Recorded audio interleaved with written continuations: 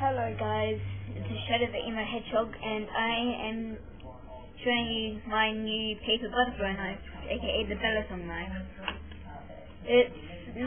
Doesn't look that good, it doesn't stay on the hinges that well, but it does work fine. Pretty well though. And it took me about 2 hours to make, so because I couldn't really figure out how to do how to make it go like that would split open. And yeah, this is one of the tricks I learned as well. Okay, is it the right way? Yes it is.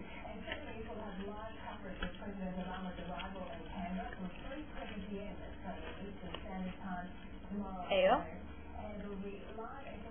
And it's just how to close it. Simple as that.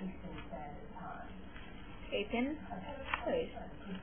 Open, open objective, and close. So yeah, I hope you guys enjoy this butterfly knife that I made.